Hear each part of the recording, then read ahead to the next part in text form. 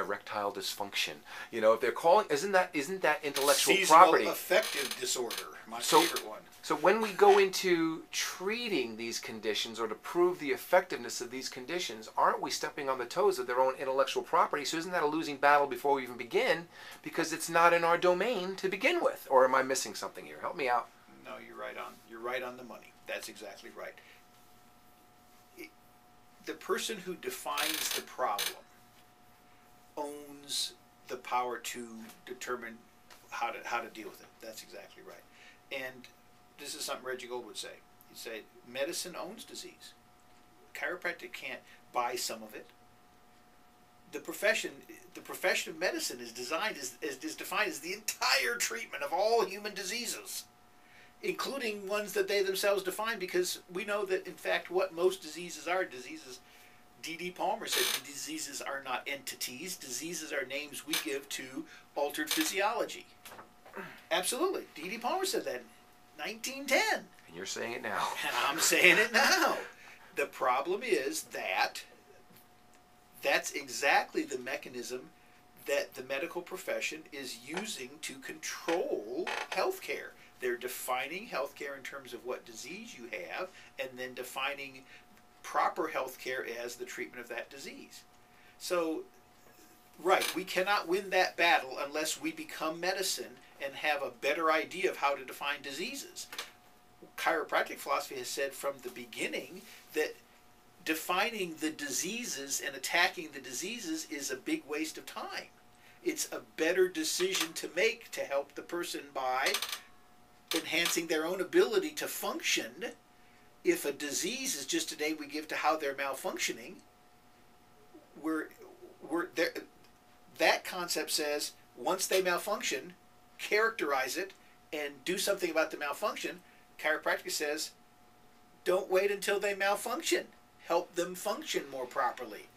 But that's the handle. That is the point of contention for all of the political problems that we have, including insurance problems. Because what determines whether an insurance company is going to reimburse you for the care you give?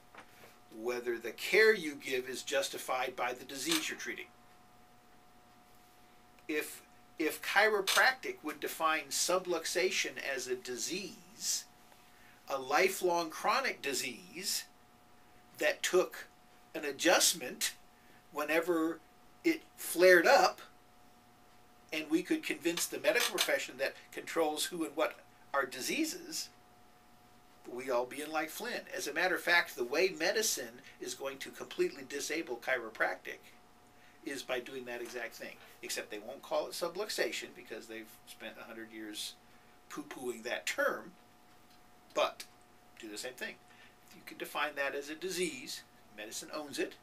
The chiropractor has to ask a medical doctor's permission to treat it. Which means what chiropractic actually did in its long time ago, historically, is say, we're not doing that. We're not defining a disease and then treating it. B.J. Palmer saying, chiropractic is different then. It's a separate and distinct function.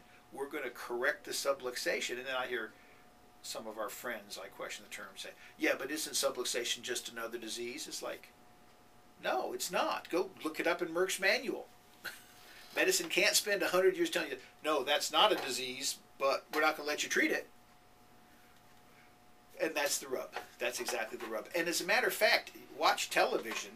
You'll actually see on television these days, because the rate at which medicine is inventing new diseases is increasing. It's increasing. We've got seasonal affective disorder. We've got erectile dysfunction. We have